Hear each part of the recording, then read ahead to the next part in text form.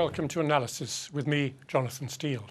Today we turn our attention to India's general election.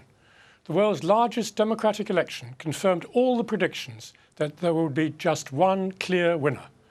Narendra Modi of the right-wing Bharatiya Janata Party, the BJP, secured an overwhelming victory, declaring the result a new hope and aspiration for India. Voter turnout was more than 66%, translating into 537 million votes, 130 million more than at the last general election of 2009. The BJP secured a majority of seats, allowing it to govern without having to rely on a coalition with other parties, a feat not managed in Indian politics for 3 decades. Modi campaigned on promises to revive economic growth and the creation of 10 million jobs, and these successfully overshadowed concerns about his own past, because Modi was Chief Minister of the state of Gujarat when the state saw 3 days of intercommunal violence in 2002 that resulted in the deaths of around 1,000 Muslims and nearly 300 Hindus. Modi was accused of initiating the violence, but in 2012 was cleared by the Supreme Court of India. As he now prepares to be sworn in, his landslide election victory, allied with his links to ultra-right-wing Hindu organizations and his tenure of power in Gujarat, have prompted fears of a rise in Hindu nationalism. Muslims, Christians, and other minorities have painted Modi as divisive. But are these fears correct? And what does the future hold for India's minorities? Joining me in the studio to discuss all this is Dr. Simona Vittorini, Senior Teaching Fellow at the School of Oriental and African Studies in London, Mohammed Munaf Zina, former Chair of the Council of Indian Muslims UK, and joining us on the phone we have Dr. Gareth Price, Senior Research Fellow in the Asia Programme at Chatham House.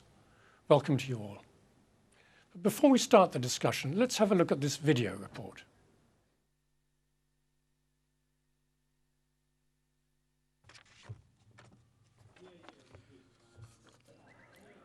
After 5 weeks at the polls and more than 500 million votes, a seismic shift has taken place on India's political landscape.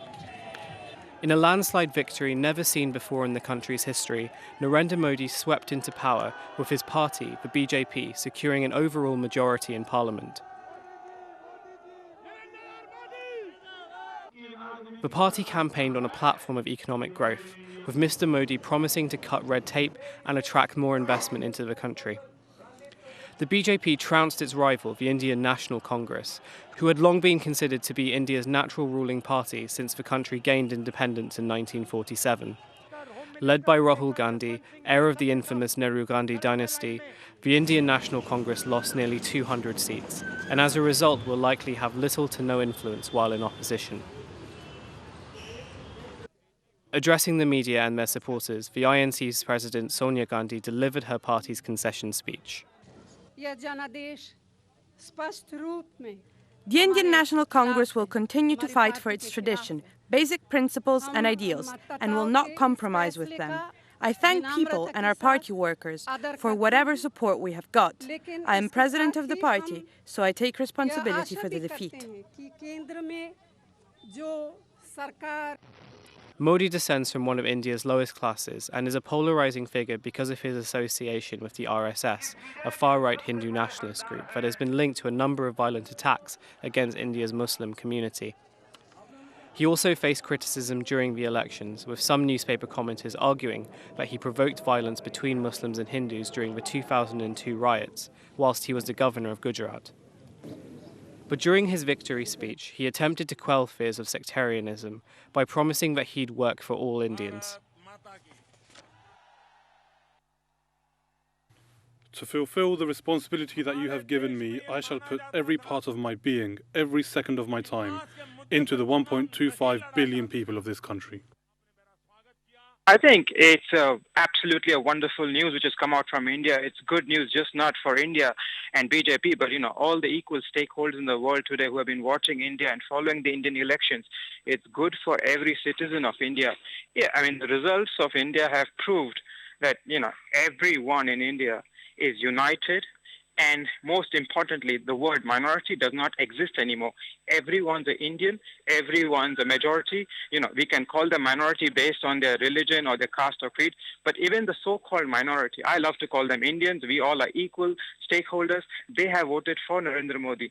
This election has contributed to a total disenfranchisement of religious minorities, specifically Muslims and Christians both. The reason for that is because since 1952, the Muslims have never had this low representation. The ruling party is Hindu nationalist. They have been Islamophobic in the past, and they continue to remain Islamophobic. Modi is the worst possible Prime Minister India could get if India really wanted to be secular democracy. Democracy involves not only majority rule, but minority right and right to dissent, and the victory of Modi implies danger for both minority rights and right to dissent. With Modi due to be sworn into office this week, most Indians are optimistic about his leadership. After nearly a decade of economic stagnation, growing inequality and government corruption scandals, they hope that Modi will clean up Indian politics and work to make a fairer and more equal society. Hussein Kizvani, Islam Channel. Well, Mohammed Munasina, we heard there that Modi is the worst possible victor as far as Muslims are concerned. I mean, do you agree with that? Is there any evidence perhaps that some Muslims voted for him, or was it a complete boycott by them? I think there are those who are quite optimistic with Narendra Modi. There are those who are very pessimistic. And there are those in between who are not sure. And I think it's very hard to sort of judge in today's climate what the real views are of the Indian Muslim community. I don't think there's one unified voice of Indian Muslims. I think everybody looks at what's in their own self-interest and they see the position in accordance with that.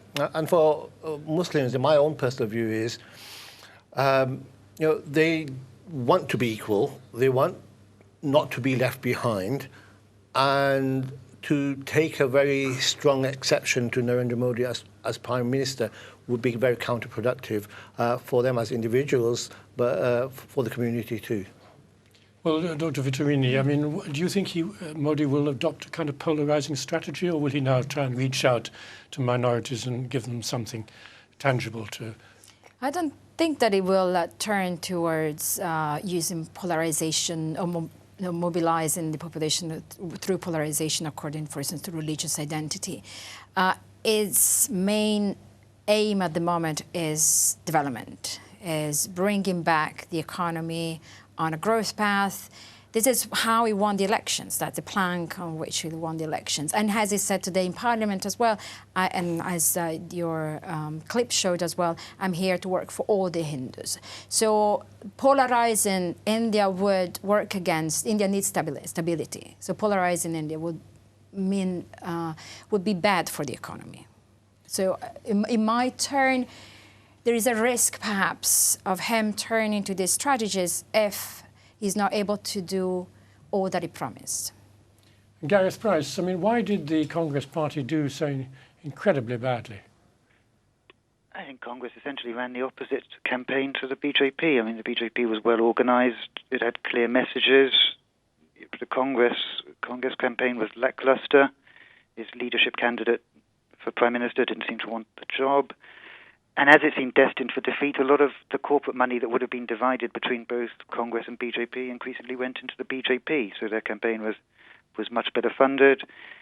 And, maybe it's a reflection of a party having been in power for 10 years, but they didn't seem to have ideas. And in comparison to the BJP that talked about governance, good governance, tackling corruption, the Congress was the party that had been in government as corruption scandal after corruption scandal unfolded over the last 4 or 5 years.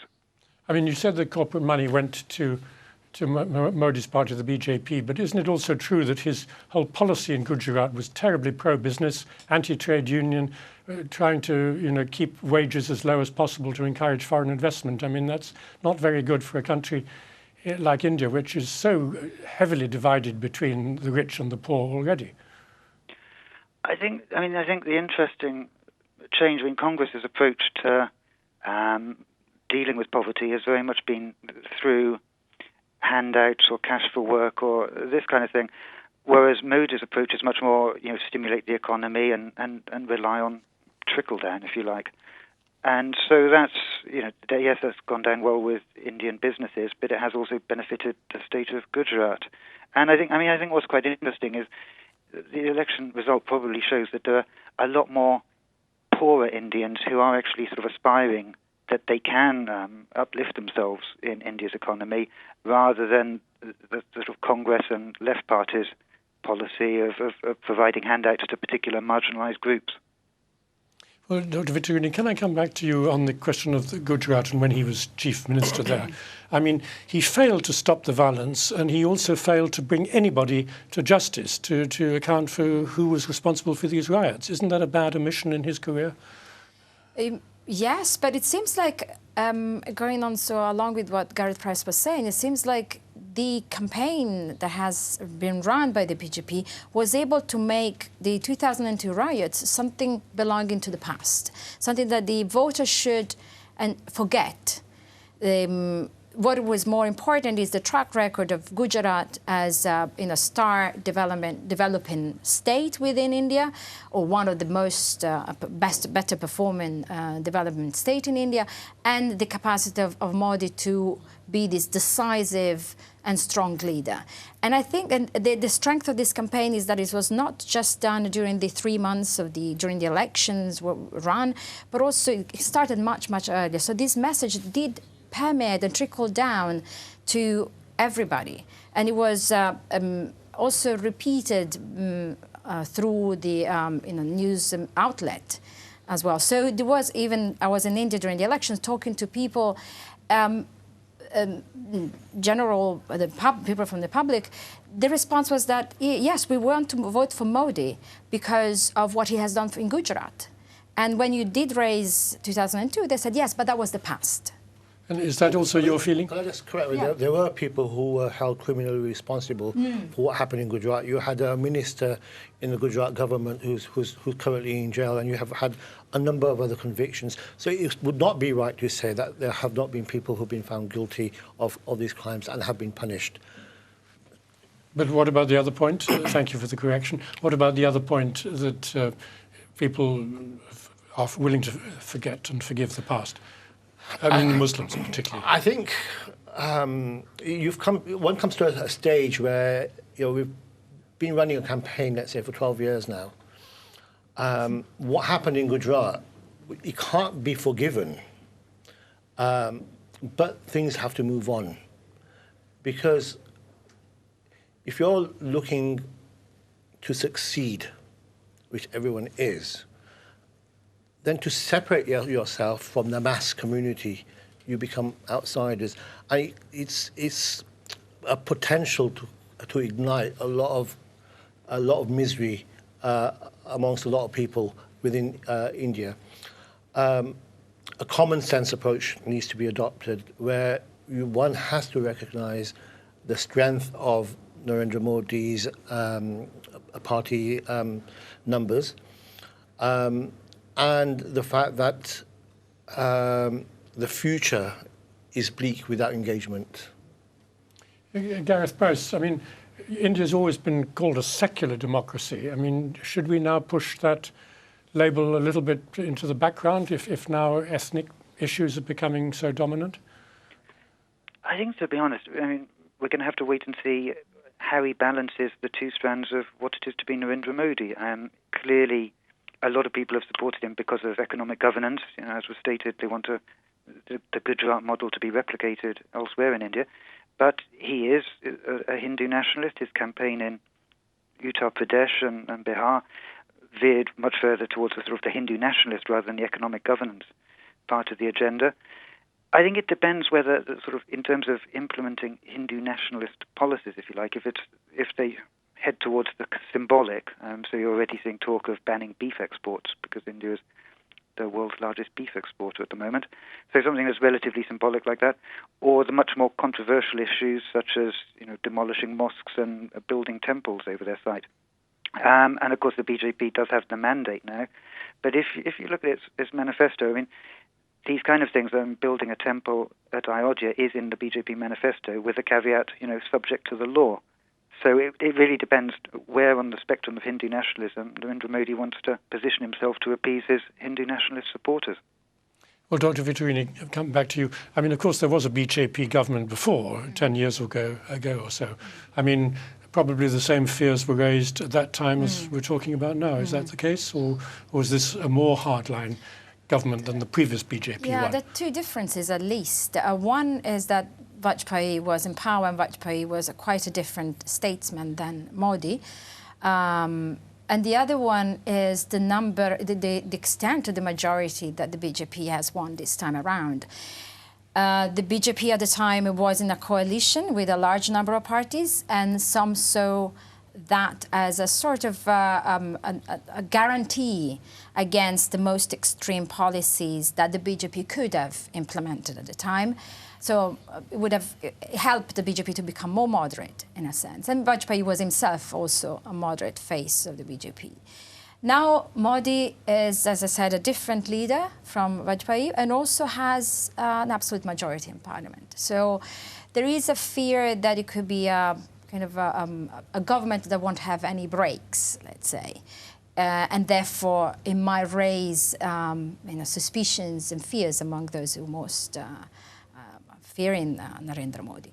Yet, having said that, Narendra Modi will still look for partners, mostly because he needs to offset the power of the higher the House of Parliament, the Rajya Sabha, where the BJP doesn't hold the majority of votes or seats. All right. I think on that note, we've run out of time for the first section of the programme.